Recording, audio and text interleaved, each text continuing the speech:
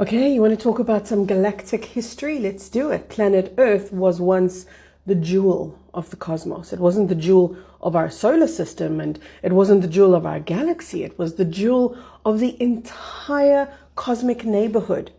So that means that this was the most prized of all of the planets, and I'm going to tell you why. Every single planet, just like every cell in your body, is connected. A great example of this, by the way, is the neural network of your brain. So think about the individual neurons within your brain, and then think about what transports all of the energy your busy thinking mind has, these neural pathways, which we call, when we zoom out and look at the whole thing, we call that the neural network. Well, the planets have their own cosmic web, which is pretty much the macrocosm of the microcosm that I'm describing. Everything is connected. There are plasma filaments that connect planet to planet, galaxy to galaxy, and neighborhood, that means star neighborhood to star neighborhood, and that will include numerous galaxies. Every single planet has interwoven into its structure these connection points that link it to everything else, because nothing exists in isolation and nothing exists in separation. Hi, if we haven't met before, my name's Kerry K. I'm a spiritual teacher, and well, this is part of the work that I do, reintroducing humanity to who they are, who you are as a cosmic being. We've been brought up to such disconnection. So the work that I do is to support you in regaining connection, first to the external truth and then to your internal truth. But let's get back to the story. So every planet has what you could think of as a train station. But some planets have like a mini train station, which would only take you on local routes. Imagine if you were at a small local little train station.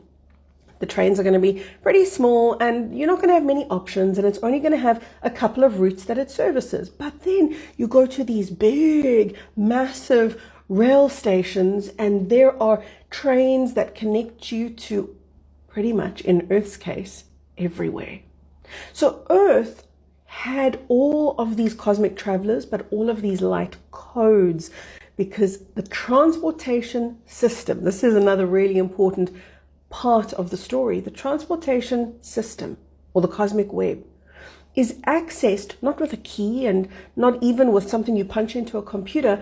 Your body and the resonance of your body in the natural universe is what opens a portal and therefore a passageway to you, which prevents people from using the transport system that aren't equipped or of a specific resonance. And that's what keeps planetary frequencies pure. Only those who are of that frequency can come into that space. So that's how the naturally occurring cosmic web is accessed and utilized. It's through the light codes, or the energetic frequency in the human being's body. So imagine Earth. This is before any kind of malevolent intervention and interference and the establishment of the false matrix, as this jewel of the cosmos and as this intergalactic transport hub. So it carried so many light codes, and this is why so many people have a connection to planet Earth, not just the Earthlings. This is why, in case you ever asked yourself, why is there so much interest? Why do we hear so many stories about so many UFOs, and why are so many people talking about the Sirians this and the Pleiadians that? Why all the interest on this lowly little outcast of a planet? Because it's not a lowly outcast of a planet. Everyone remembers Earth, ironically, except the Earthlings, because we're under a spell of the false matrix. But we're breaking free from that, so this is a temporary thing. Planet Earth was so well known. So many people loved and cherished and connected with this planet that when it fell to the grips of the archons and the dark forces that are the architects of the false matrix, they couldn't believe, how could this happen? How could Earth, of all places, be taken? And of course, the transport system could no longer be used, because many a Stargate, a naturally occurring Stargate and a naturally occurring portal, these are all parts of the structure of the cosmic web, but inaccessible to beings of malevolence, because of course their energy is one that will not be able to utilize that which comes from the natural universe. I talk about the natural universe and the false matrix as two different places because they are. The false matrix is an overlay. It's not part of the organic creation template. So it doesn't have the same structure. The false matrix still has to have interdimensional and interplanetary travel, but since they couldn't use these stargates, you see, their goal was almost selfishness and spite. It was like, well, if we can't use that transport system, nobody else can. We'll cut the whole thing off. And it was almost like an act of malevolence that would ripple and impact so many different star beings. But guess what they knew? They knew that this was going to be temporary. And yes, to an infinite being, a couple of 100,000 years is temporary. To an infinite being, what we're doing here on planet Earth is simply a whole group of people waking up to who they are. There's a rescue mission taking place on planet Earth right now where many of those star beings who once witnessed the takeover and the hijacking of Earth, where they jumped in and said, we can no longer wait and watch this happen. It's taking too long now. And that is where a lot of you come from. You are known as the star beings or the star seeds who are part of that rescue mission. But nonetheless, we are restoring Earth back to her original template. The archons who occupied this space, because they didn't have the ability to use our cosmic web, they initiated exactly what the Dark Ones always do, an overlay, which is like a mimicry system, trying to mimic the natural universe's harmony and natural organization. And they called these wormholes. So there's a huge difference between a wormhole and a portal and a stargate. Even a portal and a stargate, these are naturally occurring.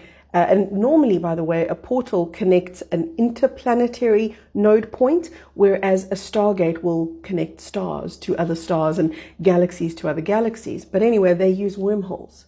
And that becomes their overlay of their transport system.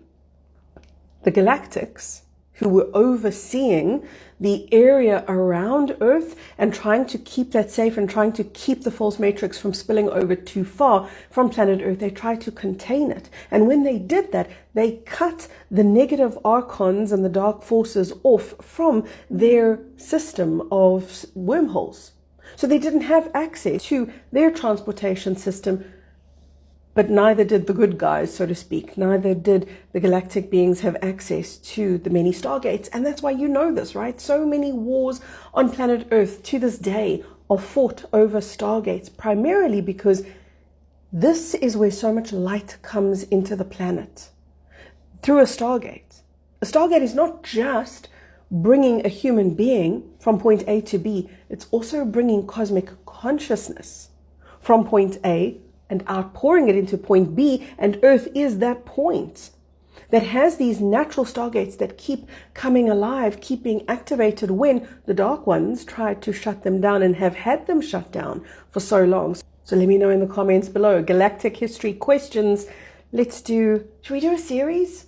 I think we should. Let's do a series on galactic history, but you got to guide me. You got to let me know, what do you want to know? Make sure you like this, comment on it, because of course that lets everybody know that there's something interesting to see here. Let's get this information out there.